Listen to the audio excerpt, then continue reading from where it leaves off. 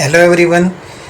હવે આપણો next topic જે છે સેશનની અંદર એ છે સુએજ ટ્રીટમેન્ટમાં સૂક્ષ્મજીવો, માઇક્રોબ્સ ઇન સીવેજ ટ્રીટમેન્ટ.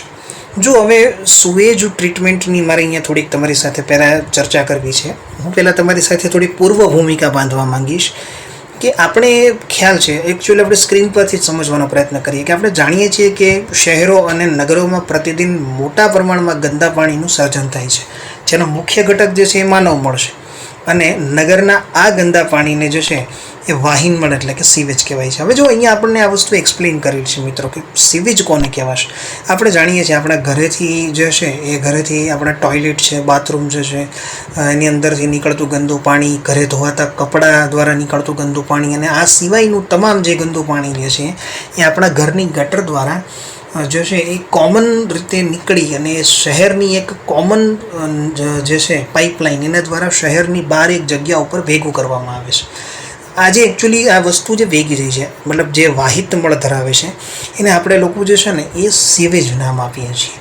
અને ખાસ કરીને એની અંદર બહુ જ વધારે પ્રમાણમાં આપણને જે છે એ કાર્બનિક પદાર્થો હાજર જોવા મળશે, સૂક્ષ્મજીવો ખૂબ જ જોવા મળશે અને કેટલાક એમાંના જે પેથોજન્સ હશે, રોગજન્ય હશે.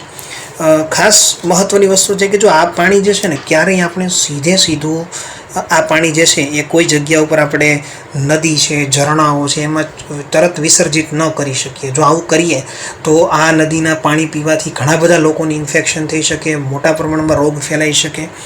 તો શું કરવું જોઈએ આપણે, આનું શું કરવું જોઈએ? તો આનો એક જ ઇલાજ છે કે આ પાણીને વિસર્જિત કરીએ ને એ પહેલાં આપણે એને સુએજ ટ્રીટમેન્ટ પ્લાન્ટ્સમાં લઈ જવું પડશે.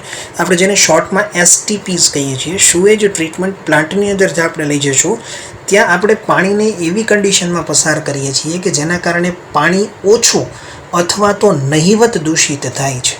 હવે ખાસ કરીને જ્યારે આપણે એને આ રીતે આગળ મોકલીએ છીએ તો આની અંદર આપણે ચર્ચા એ કરવી છે મિત્રો કે એકચ્યુઅલી સુએજ ટ્રીટમેન્ટ પ્લાન્ટ જે છે એની અંદર કઈ રીતે આ પ્રક્રિયાને પૂરી કરવામાં આવે છે. તો નેક્સ્ટ તમે જોઈ શકો છો અહીંયા ખાસ કરીને ડિસ્કશન કરીએ આપણે સુએજ ટ્રીટમેન્ટમાં આપણી પ્રાઇમરી જે સારવાર છે, પ્રાથમિક સારવાર શું છે. તો જો ગાળણ અને અવસાદન દ્વારા મુક્ત રહેલા ભૌતિક દ્રવ્યો જે છે, નાના અને મોટા કણો, તેનો તબક્કાવાર નિકાલ કરવામાં આવે છે. અને ખાસ કરીને બીજું અહીંયા ખાસ એ સમજી રાખશું આપણે કે પહેલાં વારંવાર ગાળણ કરીને તરતો કચરો દૂર કરે છે. સૌથી પહેલાં તો આ પાણી જ્યાંથી પણ આવતું હશે એમાં જે મોટો કચરો છે ને એ દૂર કરવાની પ્રક્રિયા હાથ ધરવામાં આવશે. એટલે કે સૌથી પહેલાં નાના મોટા ભૌતિક કણોને આપણે એને ગાળીને દૂર કરીએ છીએ. અને ત્યારબાદ આપણે શું કરીએ છીએ કે ત્યારબાદ એમાંથી નાની મોટી કાંકરીઓ જે છે એ દૂર થઈ જાય. પહેલાં વારંવાર ગાળણ કરીને તરતો કચરો દૂર કરાય, ત્યારબાદ માટી, નાની કાંકરીઓ જેને આપણે ગ્રીટ કહીએ છીએ, એને અવસાદન દ્વારા દૂર કરવામાં આવે છે. અને આ રીતે ઘન દ્રવ્ય એકત્રિત થઈ અને પ્રાથમિક સ્લજ એટલે કે પ્રાઇમરી સ્લજ, કાદવ જે કહેવાય અથવા તો રગડો એની રચના કરે છે. તમે એક બોટલની અંદર પાણી ભરશો અને એની અંદર તમે ધૂળ નાખશો અથવા તો માટીનો મુઠ્ઠો ભરીને નાખશો. થોડા સમય બાદ તમે જોશો તો ઉપરનું પાણી વધારે ક્લિયર થઈ ગયું છે અને નીચે જે છે એ વધારે ટૂંકમાં માટી નીચે બેસી ગઈ છે. મિત્રો અહીંયા આપણે આ જ વસ્તુ કરવાની છે. સેકન્ડ પોઈન્ટમાં અહીંયા એ જ વસ્તુ, આ જે પોઈન્ટ તમારી સ્ક્રીન પર તમે જોઈ રહ્યા છો આ પોઈન્ટ, એમાં એ જ વસ્તુ તમને સમજાવવાની પ્રયત્ન કરી છે કે આપણે વારંવાર ગાળણ કરીને કચરો દૂર કરી લીધા બાદ આપણે હવે શું કરીએ છીએ કે બધા જે મોટા મોટા અંદર દ્રવ્યો હતા એ તો દૂર થઈ ગયા છે, પણ હવે આપણે બાકીના જે ઘન દ્રવ્યો છે એને આપણે તળિયે બેસી જવા દઈશું. અને એ તળિયે જે ભેગું થાય ને એને આપણે પ્રાઇમરી સ્લજ કહીએ છીએ અથવા તો એને કાદવ અથવા તો એને રગડો એવું નામ આપવામાં આવેલું છે. તો હવે ઓબ્વિયસ વસ્તુ છે મિત્રો કે ઉપરની બાજુ પર જે છે કેટલું પાણી જે છે એ વધારે હશે. તો જે ઉપરની બાજુ આપણને જે પાણી જોવા મળે છે એ પાણીને આપણે લોકોએ નામ આપેલું છે એફ્લ્યુઅન્ટ. એને આપણે શું કીધું છે? એફ્લ્યુઅન્ટ કીધું છે. અને એફ્લ્યુઅન્ટ જે છે ને એ પ્રાથમિક સેટલિંગ ટાંકો જે છે ને એમાંથી આપણે હવે આગળ લઈ જઈએ છીએ. તો જો એક ટાંકો હતો, એની અંદર બે ભાગ હતા, નીચે સ્લજ હતો જે કાદવ રગડો બેસી ગયો છે, ઉપર પાણી હતું. હવે આપણે શું કરીએ છીએ કે આ પાણી જે છે, મતલબ આ તમે સમજી રાખો, અહીંયા સ્ક્રીન પર હું તમને સમજાવી રહ્યો છું કે આ ટાંકો જે છે અને આ ટાંકાના તળિયે તમે જુઓ તો તળિયે જે છે એ આ પ્રકારનો સ્લજ ભેગો થઈ ગયો છે અને આ ઉપર તમે જુઓ છો આ આપણું પાણી છે. તો હવે આ એફ્લ્યુઅન્ટ જે છે એને અહીંથી કાઢી અને હવે આગળ એક બીજા ટાંકાની અંદર દ્વિતીયક પ્રક્રિયા માટે લઈ જવામાં આવશે. તો હજી તમે અહીંયા બે વસ્તુ ક્લિયર કરો કે હજી આપણો સ્લજ તો અહીંયા જ છે, જે મતલબ તમે જેને અહીંયા પ્રાઇમરી સ્લજ નામ આપેલું છે એ તો અહીંયા જ રહેશે, માત્ર અહીંથી શું જશે તો કે અહીંથી તમે સ્ક્રીન પર જોઈ શકો છો કે પાણી જે છે એ આગળના ટાંકાની અંદર દ્વિતીય પ્રક્રિયા માટે આપણે લઈ જવાના છીએ. તો હવે શું થશે એની આપણે આગળ ચર્ચા કરીએ. આખી દુનિયા જ્યારે ઓનલાઈન થઈ રહી છે, નવી ટેકનોલોજી નવી લાઈફસ્ટાઈલ સાથે સંલગ્ન થઈ રહી છે અને વર્ક ફ્રોમ હોમ જ્યારે નોર્મલ બની રહ્યું છે, ત્યારે સ્ટડી ફ્રોમ હોમ શું એક સારો આઈડિયા નથી? લર્ન લિબર્ટીની નવી એપ ગુજરાતની સૌથી પ્રતિષ્ઠિત વિશ્વસનીય કોચ અને માર્ગદર્શક લિબર્ટી કરિયર એકેડમી દ્વારા પ્રસ્તુત છે લર્ન એપ. અને આ એપ ખાસ કરીને ધોરણ 9 થી 12 ગુજરાતી અને ઇંગ્લિશ મીડિયમ તથા નીટ, જેઈઈ મેઇન અને ગુજસેટ જેવી સ્પર્ધાત્મક પરીક્ષાઓ માટે બનાવવામાં આવી છે.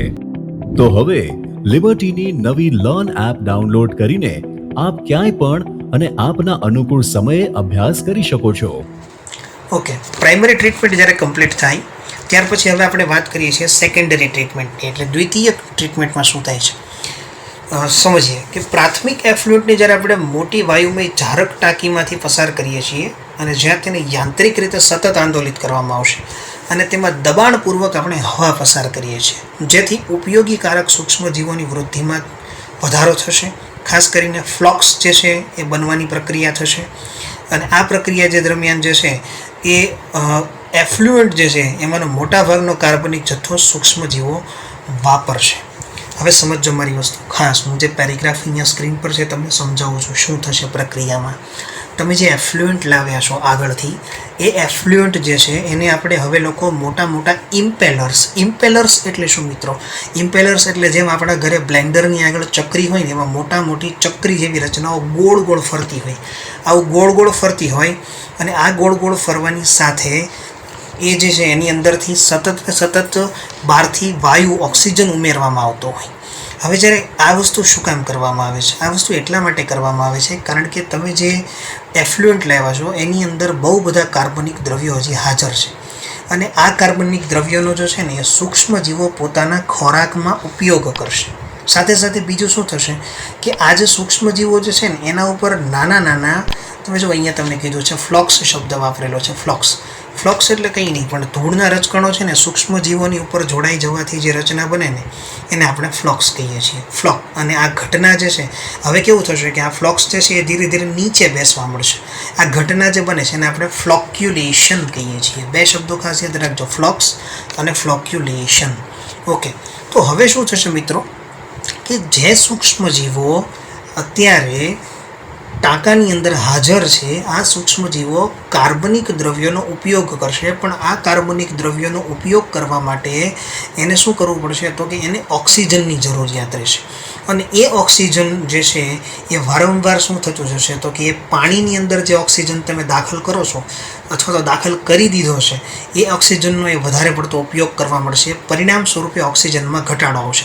બસ તો એ જે અહીંયા આપણે સમજીએ છીએ ને સ્ક્રીન પર અહીંયા લખેલું છે જેને તમે કહો છો BOD, એટલે કે જેને તમે કહો છો બાયોકેમિકલ ઓક્સિજન ડિમાન્ડ, એટલે કે જે જૈવ ઓક્સિજનની માંગ છે સૂક્ષ્મજીવો દ્વારા એમાં સતત અને સતત તમને નોંધપાત્ર ઘટાડો થતો જોવા મળશે. ઘટાડો એટલા માટે કારણ કે અત્યારે કાર્બનિક દ્રવ્યો જે છે એના યુઝ માટે સૂક્ષ્મજીવો શું કરી રહ્યા છે તો કે પાણીની અંદર જે ઓક્સિજન જે છે એ યુઝ કરી રહ્યા છે. પરિણામ સ્વરૂપે શું થશે ખબર છે મિત્રો કે BOD જે છે ને BOD એની વેલ્યુ ઘટવા મળશે. તો મારા અહીંયા 2 પોઈન્ટ ખાસ નોંધી લેજો, તમને પરીક્ષાની દ્રષ્ટિએ બહુ જ ઇમ્પોર્ટન્ટ છે, બહુ જ મહત્ત્વના છે કે જે પાણી ચોખ્ખું હશે એ પાણીનો BOD એકદમ નીચો હશે અને જે પાણીનું BOD વધારે હશે એટલું એ પાણી વધારે પ્રદૂષિત હશે. અહીંયા લાસ્ટની અંદર તમને જે તમે જોઈ શકો છો, તમને આ એક વસ્તુ સમજાવવામાં આવી છે. હું અહીંયા લાઈન કરું છું ખાસ, તમે જુઓ તો તમને સમજાવીશ અહીંયા કે નકામા પાણીમાં BOD જેટલો વધારે તેટલી તે પાણીની પ્રદૂષણની માત્રા વધારે હશે. મિત્રો આ ખાસ સમજજો આ બાબતને, તમને આ વસ્તુ સમજાવી છે અહીંયા, મતલબ તમારે ક્યારેય કન્ફ્યુઝન ના થાય. BOD જો વધારે તો પાણી વધારે દૂષિત, BOD જેટલો ઓછો પાણી એટલું જ ચોખ્ખું. તો આ હિસાબે આપણા ઘરની અંદર ફિલ્ટરનું પાણી જે છે એનો BOD સૌથી ઓછો હશે. યાદ રાખજો મિત્રો, ખાસ આ બાબત જે છે ખાસ સમજવા જેવી છે. ઓકે, તો આપણે આગળ કન્ટિન્યુ વાત કરીએ કે હવે શું થશે આગળ.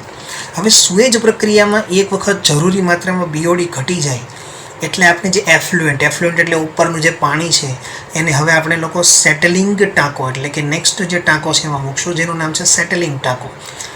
સેટલિંગ ટાંકામાં શું થશે, મેં હમણાં કીધું ફ્લોક્યુલેશનની પ્રક્રિયા. જો ફ્લોક્સનું અવસાદન થશે એટલે ફ્લોક્સ એટલે કંઈ નહીં, આગળના જે સૂક્ષ્મ જીવો. જો ફ્લોક્સ એટલે તમને ક્વેશ્ચન પૂછી શકાય ક્યારેક એક્ઝામની અંદર કે ફ્લોક્સ એટલે શું.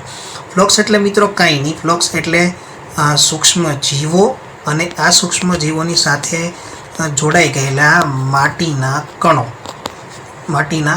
આ બંને જ્યારે જોડાય, બંને એકબીજા સાથે સૂક્ષ્મ જીવો અને માટીના કણો આ બંને ભેગા થવાથી જે બને એને ફ્લોક્સ કહેવાય. આ ફ્લોક્સ તમને ખબર છે કે જેમ પાણીની અંદર વજનમાં વધારે હશે એટલે નીચે બેસી જશે, નીચે બેસશે તો આવું અવસાદિત દ્રવ્ય આપણે શું કહીશું, એને ક્રિયાશીલ સ્લજ, એક્ટિવેટેડ સ્લજ કહીશું આપણે. હવે શું થશે કે આ ઉત્સાદિત દ્રવ્યનો થોડોક જથ્થો જે છે એ આપણે પંપ કરીને ઝારક ટાંકામાં લઈ જાય છીએ અને જ્યાં તે નિવેશ દ્રવ્યની ગરજ કરે છે એટલે બાકીનો મોટા ભાગનો જે બાકી જે સ્લજ છે એને પણ શું કરશે, પોતાની સાથે લાવશે. એટલે એને જો આપણે અહીંયા એનેરોબિક સ્લજ ડાયજેસ્ટર એવું નામ આપેલું છે, એટલે કે કાદવ કે રગડાને અજારક શ્વસનથી પચાવનાર હજમ ટાંકો કહેવાય. અને આના કારણે શું થશે તો કે જે અજારક બેક્ટેરિયા છે રહેલા એ પોતાની રીતે શું થશે તો કે બેક્ટેરિયા તેમજ ફૂગનું પાચનની પ્રક્રિયા શરૂ થઈ જશે. તો આને એનેરોબિક સ્લગ ડાયજેસ્ટર આ શબ્દ એક ખાસ યાદ રાખજો.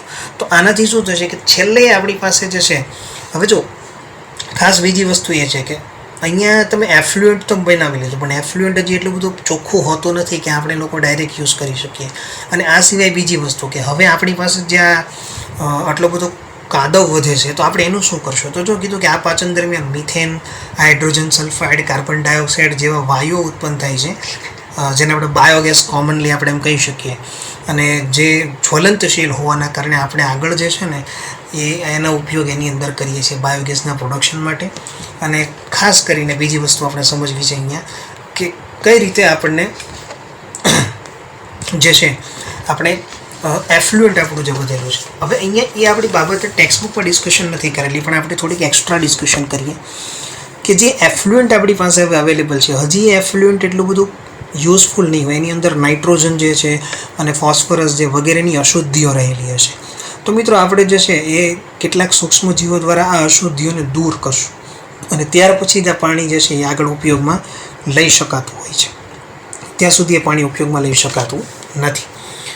આગળ જો આપણે વાત કરીએ, નેક્સ્ટ આપણા ડિસ્કશનના પોઈન્ટના લઈએ તો ખાસ અહીંયા આપણને બીજી વસ્તુ કીધી છે, વન અને પર્યાવરણ મંત્રાલય આપણા દેશની જે મુખ્ય નદીઓ જે છે એને પ્રદૂષણથી બચાવવા માટે 2 પ્લાન રજૂ કરેલા છે અહીંયા, ગંગા એક્શન પ્લાન અને યમુના એક્શન પ્લાન. હવે આપણી પાસે અહીંયા 2 પ્લાનની વાત કરી છે, ગંગા એક્શન પ્લાન અને યમુના એક્શન પ્લાન. અને આ યોજના હેઠળ જે છે ને ગવર્મેન્ટે ખૂબ જ મોટી સંખ્યામાં જે છે એ સુએજ ટ્રીટમેન્ટ પ્લાન્ટ બનાવવાનું નક્કી કરેલું છે, જેના કારણે જે છે આ બધી નદીઓ આખી ચોખ્ખી થઈ જશે. આપણે જાણીએ છીએ કે ભારત દેશમાં ગંગા નદી ખૂબ પવિત્ર માનવામાં આવે છે, યમુના નદી પણ પવિત્ર માનવામાં આવે છે. પણ મિત્રો આપણી જ કુટેવોના કારણે આ નદીઓ એટલી બધી પ્રદૂષિત થઈ ગઈ છે કે અત્યારે નદીઓની અંદર જે છે નદી, તમે જાણો છો ગંગા નદી જે છે ને મિત્રો, ગંગા નદી તમે નામ કદાચ સાંભળેલું હશે તો તમને ખ્યાલ હશે, આ શબ્દ બધાને ખ્યાલ છે, સુંદરવનનો ડેલ્ટા પ્રદેશ, તમે સાંભળેલું હશે આ નામ, સુંદરવનનો ડેલ્ટા પ્રદેશ પશ્ચિમ બંગાળ પાસે આવેલો છે. સુંદરવન જે છે એ વાઘ માટે ખૂબ જ જાણીતું એક ટાઈગર રિઝર્વ છે અને સુંદરવન પાસે ગંગા નદી પોતાનો ડેલ્ટા પ્રદેશ બનાવે છે. ડેલ્ટા પ્રદેશ પાસે ગંગા નદીની અંદર જે છે એ ઘણા બધા સમુદાયની અંદર વ્યક્તિ જ્યારે મૃત્યુ પામે ત્યારબાદ વ્યક્તિને બાળવા કે દાટવાની જગ્યાએ ડાયરેક્ટ નદીની અંદર જે છે એનું શવ પધરાવી દેવામાં આવે છે. ત્યાર પછી ઘણી અસ્થિઓ પધરાવવામાં આવે છે. આ સિવાય લોકો સ્નાન કરે છે, બીજી ઘણી બધી વસ્તુઓના કારણે આ નદીઓ દૂષિત થાય છે. ગંગા નદી પોતાનો આ બધો જ કચરો છે ને એ આ ડેલ્ટા પ્રદેશની અંદર ઠાલવે છે. આના કારણે આ વિસ્તાર જે છે એ એકદમ વધારે તમે જુઓ તો દૂષિત પણ થઈ ગયો છે અને ફળદ્રુપ પણ છે સાથે, એટલો બધો ફળદ્રુપ પણ નથી હોતો. પણ આ જે ગંગાનો ડેલ્ટા પ્રદેશ આખો બનેલો છે સુંદરવન, કે જ્યાં તમે જાણો છો ચંદનના લાકડા મળી આવે છે, તો એની અહીંયા આપણે આની વાત કરેલી છે. ખાસ જો જોવા જઈએ તો વિશ્વના મોટાભાગના દેશો જે છે એ આ પ્રણાલીનો ઘણા સમયથી ઉપયોગ કરતા આવ્યા છે. અને ખાસ બીજી એક વસ્તુ કરીએ તો જો વધતા જતાં શહેરીકરણને કારણે છે ને આપણે સુએજ જે વધારે ઉત્પન્ન થતું જાય છે, તો આપણે આવનારા સમયમાં આપણી પાસે એટલા બધા એસટીપીઝ અવેલેબલ નથી, સુએજ ટ્રીટમેન્ટ પ્લાન્ટ અવેલેબલ નથી કે આપણે બધું જ પાણી જે છે એ ચોખ્ખું કરી શકીએ. તો બેટર છે કે હવે જ્યારે આ વસ્તુ કરવામાં આવશે તો આપણે શું કરીશું કે જ્યારે વધારે એસટીપીઝ ડેવલપ કરશું તો જેના કારણે આપણે શહેરોમાંથી નીકળતો જે ગંદો કચરો છે, ગંદુ પાણી છે, એને વધારે સારી રીતે આપણે શું કરી શકશું તો કે વધારે સારી રીતે આપણે એને પ્રોપર સેનિટાઈઝ કરી શકશું, વધારે સારું બનાવી શકશું, જેના કારણે જે છે પ્રદૂષણની માત્રામાં ક્રમિક ઘટાડો થતો આપણને જોવા મળશે.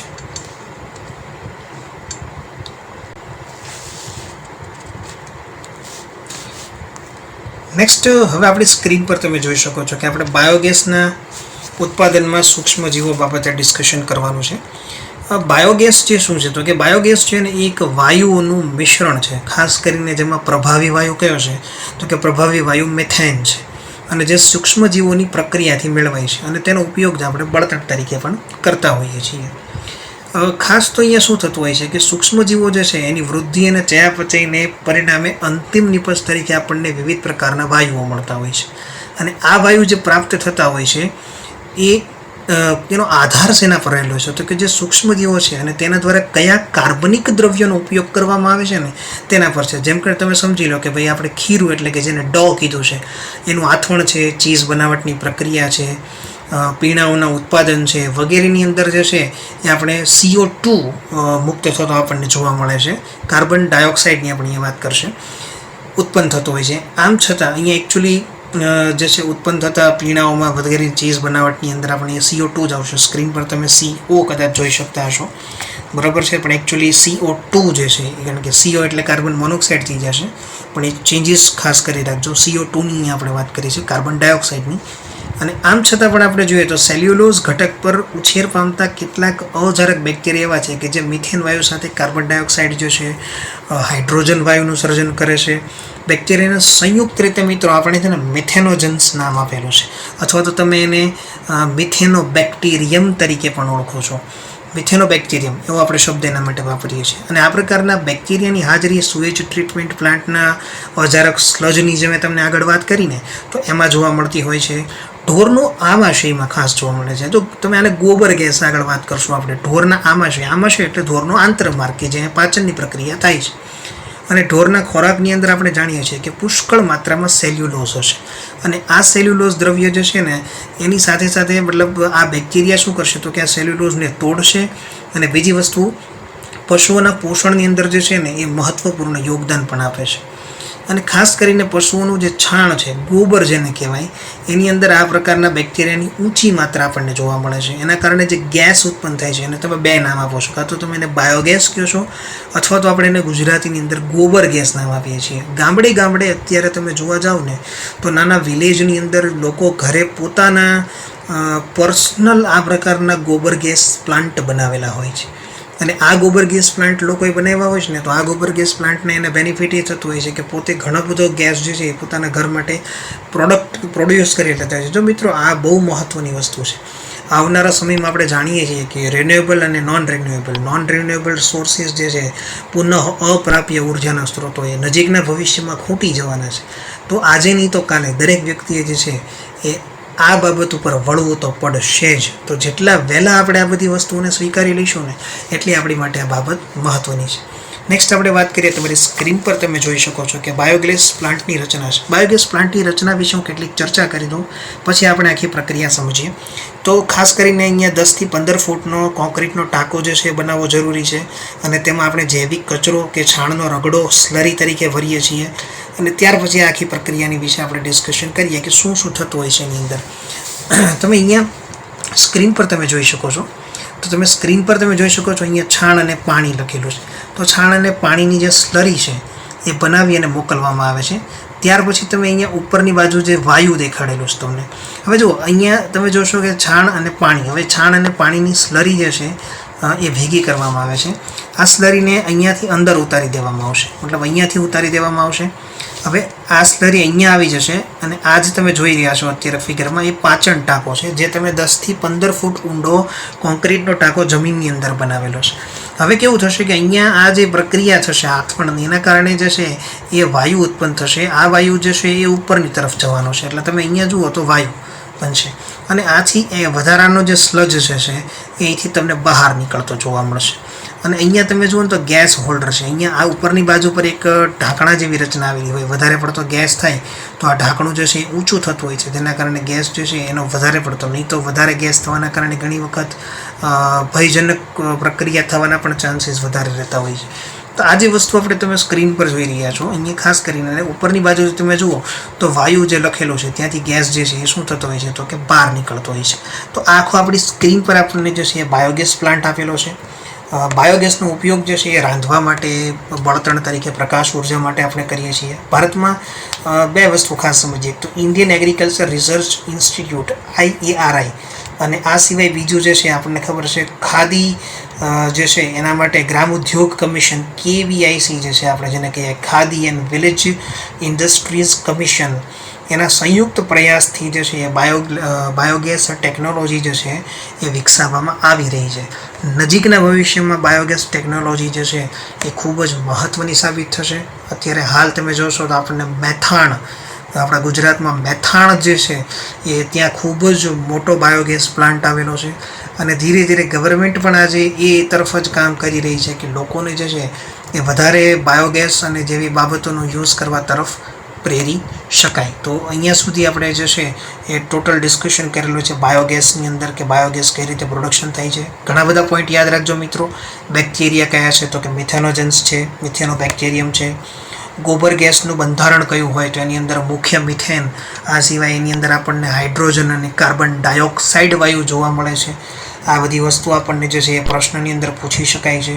ભારતની અંદર સંયુક્ત રીતે IARI જે છે ઇન્ડિયન એગ્રીકલ્ચર રિસર્ચ ઇન્સ્ટિટ્યૂટ અને ખાદી ગ્રામોદ્યોગ કમિશન જે KVIC, એના દ્વારા આ જે છે એ બાયોગેસ પ્લાન્ટ વિકસાવવામાં આવી રહ્યા છે. આવા ઘણા બધા પ્રશ્નો આપણને બાયોગેસ પ્લાન્ટમાંથી પૂછી શકાય. આઈ હોપ કે તમને આ ટૉપિક હવે એકદમ ક્લિયર હશે.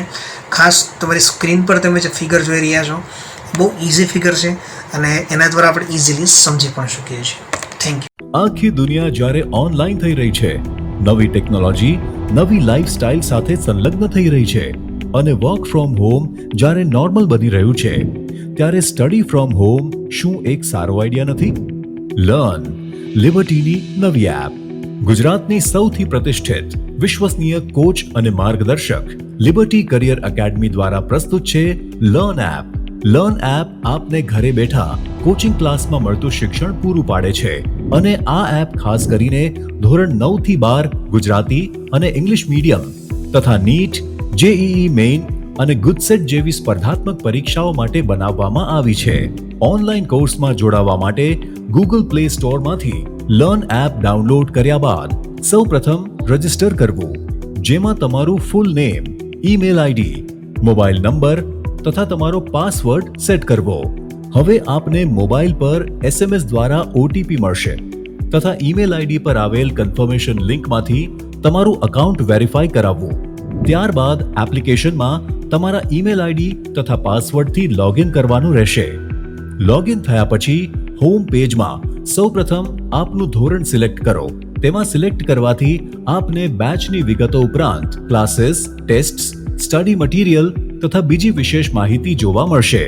એક વખત આ પ્રક્રિયા પૂરી થયા પછી બાય નાવ બટન ક્લિક કરીને આપેલ પેમેન્ટ ઓપ્શન્સમાંથી કોઈ પણ ઓપ્શન જેવા કે ડેબિટ કાર્ડ, ક્રેડિટ કાર્ડ અથવા ગૂગલ પે સિલેક્ટ કરીને તરત જ એનરોલ કરી શકો છો. હવે આપની નક્કી કરેલી બેચ ખુલશે. નમસ્તે વિદ્યાર્થી મિત્રો. અને અનુકૂળતા પ્રમાણે આપ નિષ્ણાંત શિક્ષકો દ્વારા સમજાવવામાં આવેલ લેક્ચર સેશન્સ જોઈ શકો છો. આ લેક્ચરને વધુ સમજવા માટે PDF મટીરિયલ્સ ડાઉનલોડ કરી શકશો.